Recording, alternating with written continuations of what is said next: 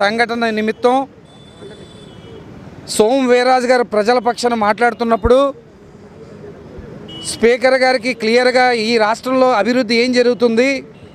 గత ప్రభుత్వంలో అరాచకాలు ఏం జరిగాయి అనే విధం మీద చర్చ జరుగుతున్నప్పుడు దాష్టికంగా, అవమానకరంగా, కనీసం వయసుకు కూడా గౌరవం ఇవ్వకుండా ఏకవచనతో దుర్భాషలు ఆడుతూ డాక్టర్ బిఆర్ అంబేద్కర్ గారు రాసిన రాజ్యాంగానికి అవమానించే విధంగా, వాళ్ళు కూడా రాజ్యాంగేతర పదవుల్లో ఉన్నారనే ఇంగిత జ్ఞానం లేకుండా రాజ్యాంగాన్ని అవమానించడంతో పాటు వయసులో పెద్దవాడు, రాజకీయాల్లో 45-48 సంవత్సరాలు సుదీర్ఘ రాజకీయ అనుభవం ఉన్నటువంటి వ్యక్తి, నిస్వార్థ రాజకీయ నాయకుడు, రాజకీయాల్లో తనదైన ముద్ర వేసుకున్నటువంటి సోము వీర్రాజు గారి పట్ల అనుచిత వ్యాఖ్యలు చేసినందుకు ఈరోజు ఓబీసీ మోర్చా తూర్పుగోదావరి జిల్లా ఆధ్వర్యంలో ఈ కార్యక్రమం డాక్టర్ బిఆర్ అంబేద్కర్ గారి విగ్రహానికి దండ వేసి ఇక్కడి నుంచి దండి మార్చ్ వరకు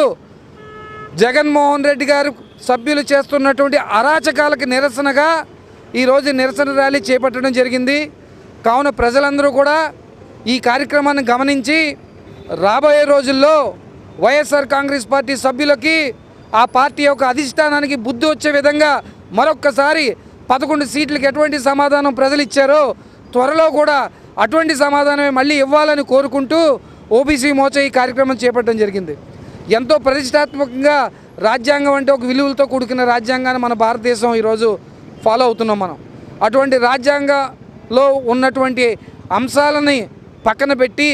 ఏకవచనంతో దుర్భాషలాడి ఈ సమాజాన్ని అవమానించినటువంటి వ్యక్తులు ఈ వైఎస్ఆర్ కాంగ్రెస్ పార్టీ ఎమ్మెల్సీలు. తక్షణమే ఆ వ్యక్తులు ఎవరైతే ఎమ్మెల్సీలు ఉన్నారో, ఇజ్రాయెల్ గారు కానివ్వండి,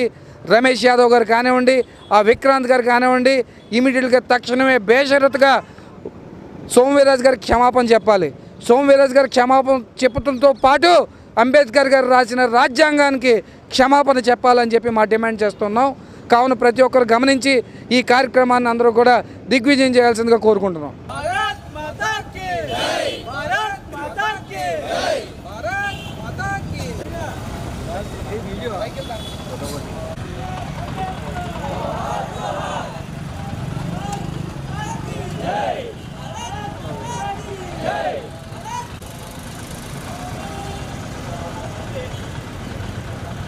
రోజు కౌన్సిల్లో, రాష్ట్ర కౌన్సిల్లో సమావేశంలో రాజ్యాంగబద్ధంగా ఎమ్మెల్సీగా ఎన్నికై నియమించబడి రాజ్యాంగానికి బద్ధుడై హౌస్ చైర్మన్ గారు అయినటువంటి స్పీకర్ గారు అనుమతితో రాష్ట్రంలో ప్రస్తుతం జరుగుతున్న అభివృద్ధి, గత ప్రభుత్వం చేసినటువంటి అరాచకాలు విషయమై గళమెత్తి సోము వీర్రాజు గారు చెబుతుండగా, ఇటీవల కౌన్సిల్లో జరుగుతున్నటువంటి చర్చల్లో గత ప్రభుత్వం చేసినటువంటి అరాచకాలు, అవినీతితో పాటు సాక్షాత్తు భగవంతుడు శ్రీ వెంకటేశ్వర స్వామి యొక్క లడ్డు కల్తీ విషయంలో కానీ, అనంతరం వారి యొక్క సేవలని దుర్వినియోగం చేయడంలో కానీ, సాక్షాత్తు వైఎస్ జగన్మోహన్ రెడ్డి గారి స్వామి యొక్క తీర్థాన్ని పారబోయటంలో కానీ, హైందవ సమాజాన్ని యొక్క మనసుల్ని ఏ విధంగా అయితే బాధ పెట్టారో, కొన్ని కోట్ల మంది హిందువుల చేత తనకి ఇష్టము లేని దేవుడి యొక్క ప్రసాదాన్ని కల్తీ చేసి 80% ఈ రాష్ట్రంలో, దేశంలోనూ నివసిస్తున్న హిందువులు పవిత్రంగా భావించే యొక్క లడ్డూని కల్తీ చేసి కోట్లాది మంది హిందువులతో పాటు అనేక ఇతర దేశాల ఉన్నటువంటి భక్తులందరితో కూడా పాపం కూడగట్టుకుని తినిపించినటువంటి వైఎస్ఆర్